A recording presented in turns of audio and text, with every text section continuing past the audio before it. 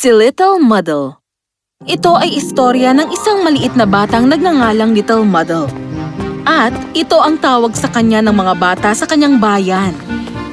Maliit lang si Little Muddle. Ang suot niya ay isang malaking turban at maluluwag na pantalon.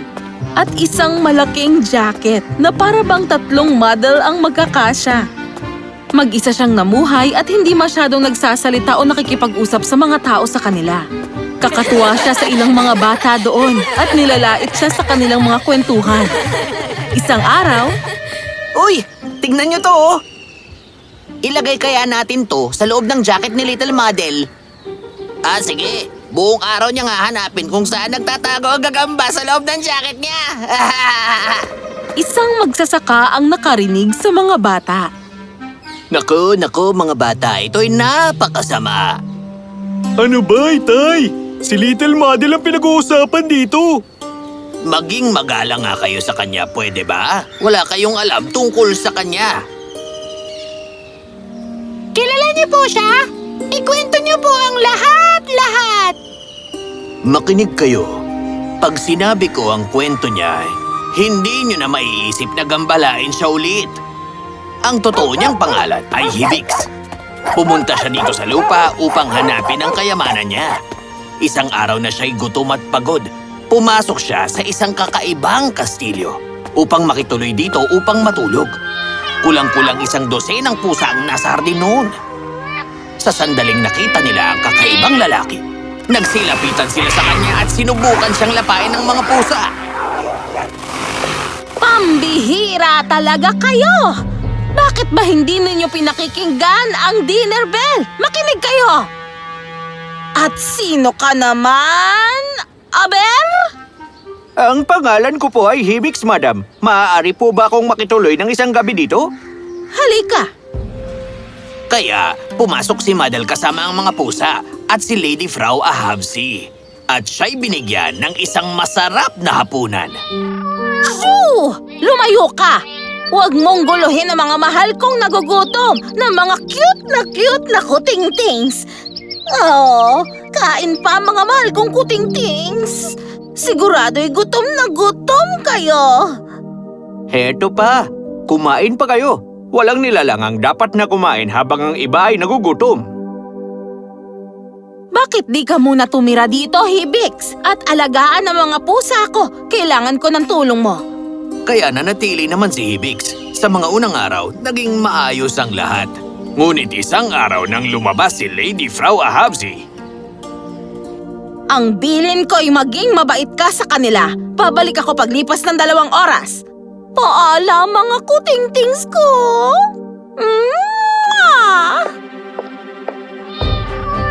Ha? Teka! Tigil! At nang makabalik na si Frau Ahavsi, Anong kababalaghan naman ang ginawa mo dito? Ang mga pusa, sila ang may gawa nito, madam!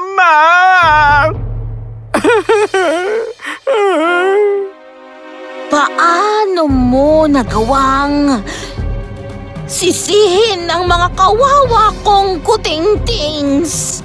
Isusumpa kitang maging isang…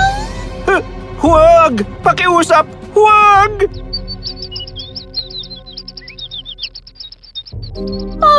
Mga kuting ko! Aking mga mahal na kuting-tings ang gumawa nito dito? Pwes, Hibix, patawarin mo ako. Ayoko na pong manatili pa rito kasama ang mga pusa niyong ito. Pakibigay na po ang bayad niyo sa akin, madam. Pwes, sige. Pumunta ka sa kwarto at kunin mo ang tungkod ko sa may pinto at ang tsinelas sa ilalim. Anong gagawin ko sa isang tungkod at tsinelas? Pagsuot mo ang tsinelas, ikaw ay magkakaroon ng kapangyarihang lumipad agad-agad at tatalo ng tungkod sa kamay mo ng 3 beses kapag mayroong mga ginto o pilak na nakabaon sa ilalim ng lupa. Mag-iingat ka kung paano mo gagamitin ang mga gamit na ito, Hibix. Dahil kung ano ang magiging ginhawang dala nito sa'yo, yun din ang kapahamakang pwedeng gawin nito. At dalang mga regalong ito, itinuloy ni Hibix ang paglalakbay niya. Ang tungkod ay di man lang tumalon ng isang beses sa buong panahon na ito. At dahil wala naman siyang makitang ginto, nagpa siyang gamitin ni Hibix ang mga tsinelas upang humanap ng trabaho. Pumunta siya ng palasyo at hiniling sa hari na gawin siyang isang mensahero ng hari. Ikaw? Pwes dapat ay mabilis at maaasahan ang aking mensahero. Isasama kita sa isang karera kalaban ng pinakamagaling kong mga mensahero. Bibigyan ko kayo ng mensahe para sa aking gwardya sa kabilang parte ng syudad. Kung ikaw ang maunang makabalik kasama ang sagot niya, ikaw ang aking magiging personal na mensahero. Sige po, kamahalan. Salamat sa mahiwagang tsinelas. Nakabalik agad si Hibix sa hari. Ang lahat ng nandun ay nagulat. Itinalaga siya ng hari bilang personal na mensahero at sa paglipas ng panahon ay nagustuhan siya ng hari at nagtiwala siya sa isang kakaibang lalaking ito, higit pa sa iba niyang tagapayo. Siyempre ito ay hindi nagustuhan ng ibang tagapayo. Bakit labis-labis ang pagkawili ng hari sa isang ordinaryong mensahero? Mayroong kakaiba sa taong yan, sinasabi ko sa'yo! Isang araw habang naglalakad mag-isa si Hibix sa isang magubat na lugar, ang tungkod niya ay biglang tumalon sa kanyang kamay ng 3 beses. Nasabik siya at siya ay naghukay at nakakita ng ilang daang palayok na puno ng ginto at kayamanan. Yahey! Natagpuan ko ang treasure! Naku, hindi ko na kailangan magtrabaho kahit kailan sa buong buhay ko. Ibig sabihin ay, kailangan kong umalis sa pagsisilbi sa hari. Hindi. Mabait ang hari at bukod doon, labis ang tiwala niya sa akin. Hindi ko siya iiwan. Hindi. Kaya kinuha ni Hibix ang iilan sa natagpo ang yaman, iniwan ang natirang nakabaon at bumalik siya sa palasyo. Nagsimula siyang mamahagi ng kanyang yaman sa kahit kaninong taong nakita niyang nangangailangan nito. Sana ay mapagbigyan ako ng hari na mapautang ako para sa gamot ng ina kong may sakit. Huwag kang mag-alala, kaibigan. Kunin mo ito. Sana'y gumaling agad ang iyong ina, ha? Salamat po, Ginoo. Saan siya nakakakuha ng yamang ipinamamahagi niya? Siguro ninanakaw niya. Sabihin natin sa hari, hindi posibleng ganoon kayaman ang isang tulad niya. Ang hangal na hari ay naniwala sa mga tagapayo. Iniutos niyang bantayan ng mga ito si Hibix. Kaya sa sumunod na pagkakataong humalis si Hibix upang kumuha ng kayamanan, sinundan siya ng mga ito. At sa sandaling naghukay siya at bumalik na may daladalang ginto, pinigil siya ng mga tagapayo. Dinala nila si Hibix sa harap ng hari at nagsinungaling sila. Inyong kamahalan, itinatago niya ang mga yamang ninakaw niya sa iyo. Isang kasinungalingan! Hindi ko itinatago ang yaman! Ipinamamahagi ko ito! Anong klaseng magnanakaw ang namimigay ng yaman? Huwag kang magsinungaling, Hibix! Akala ko may tiwala ka sa akin! Bilang hindi nagtitiwala sa kanyang hari, sinabi ni Hibix sa kanya ang tungkol sa tungkod at tsinelas. Hibix, umalis ka sa kaharian ko at huwag ka nang babalik! Alam mong hindi ko magagawa ang magnakaw kahit kailan! Iwan mo ang mga yan! Umalis ka na! Ngayon din! Nasaktan ng labis ang kawawang si Hibix. Hindi na niya ginusto pang makakita ng kapwa niyang tao kahit kailan. Kaya gumawa siya ng isang maliit na kubo sa loob ng gubat. Isang araw nakakita siya ng punong-puno ng mga hinog at magagandang prutas. Kumuha siya ng isa at kinain niya ito. Pagkatapos niyang kainin ang prutas na ito, may kakaiba siyang naramdaman. At biglang, ang kanyang mga tenga at ilong ay biglang lumaki. Sobrang laki! Natakot ng husto si Hibix. Hindi niya nalaman ang gagawin niya. Gumala siya sa gubat at determinadong makita ang gamot dito. May lumipas na ilang araw, nakakita siya ng isa pang puno sa gubat. Nangihina na sa gutom, pinitas niya ang prutas at kinain ito. Takot na takot sa kung anong susunod na mangyayari sa kanya. Ngunit sa kanyang pagkagulat, ang kanyang tenga at ilong ay bumalik sa normal na hugis nito. Pinalalaki ng prutas na yun ang mga tenga at ilong at ito naman ang gumagamot doon. Yehey! Magaling na ako!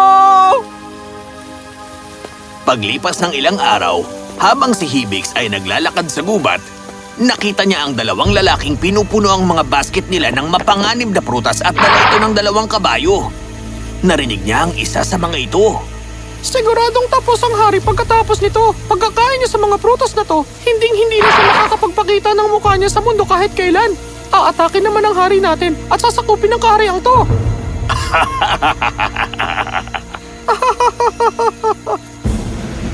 Sasakupin ang aming kaharian?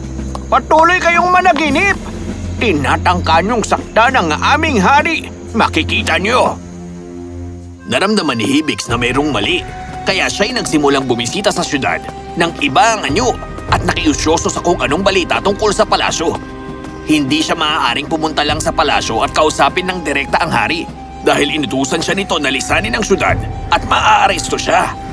Ilang araw ang lumipas. Isa sa mga lalaki mula sa kabilang syudad ay nagdala ng basket ng mapanganib na prutas sa syudad ni Hibix kung kailan Royal Market Day, kung kailan lumalabas ang Royal Chef upang mamalengke para sa Royal Kitchen. Nakita ng chef ang magaganda at mga hinog na prutas at binili ang buong basket nito. Nang gabing yun, inihain niya ang makatas at masarap na prutas na yun para sa hapunan. Sarap na sarap ang royal family sa pagkain ng mga ito nang biglang lumaki ang mga tenga at ilong nilang lahat. Kumalat ang balitang ito ng parang apoy. Ipinatawag ang pinakamahusay na manggagamot. Ngunit ni isa sa kanila ay walang gamot na maipresenta. Ngayon, si Hibix ay nakabantay sa lahat ng pangyayari at siya ay nagpasya na panahon na upang gawin niya ang nararapat. Nag-ibang anyo siya ulit at pumunta sa palasyo, dala ang isang sako ng mabubuting prutas. Ngunit hindi niya agad-agarang inalok ang gamot. Inyong kamahalan, gagamutin ko kayong lahat. Huwag kang magalala, kainin mo lang ito. Binigyan ni Hibix ang buong royal family ng mabubuting panglunas na prutas at lahat sila ay gumaling. Salamat! Salamat! Maraming salamat sa iyo, kaibigan. Sabihin mo, anong pabuya ang maibibigay ko sa iyo? Ang aking buong kaba ng yaman ay bukas para sa iyo. Kunin mo ang kahit anong gusto mo. Anong klaseng yaman ang maiaalok ng tao kung siya mismo ay nagnanakaw nito mula sa ibang tao? Ang boses mo. Hibix, ikaw nga ba yan? Oo! At ang lahat ng ito ay kagagawan ng ating kalapit na kaharian. Pinaplano nilang atakihin tayo. Ginamot mo pa rin ako at ang aking pamilya kahit na naging napakasama ng trato ko sa iyo. Alam ko ang sakit na tratuhin ng masama ng isang kaibigan.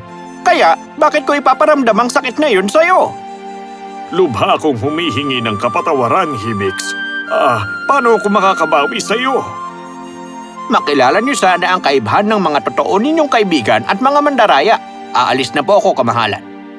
Hibix, pakiusap, manatili ka! Masaya akong mag-isa. Sandali, bawiin mo ang mga bagay na kinuha ko sa iyo. Pag-aari mo sila. Patawarin mo na ako!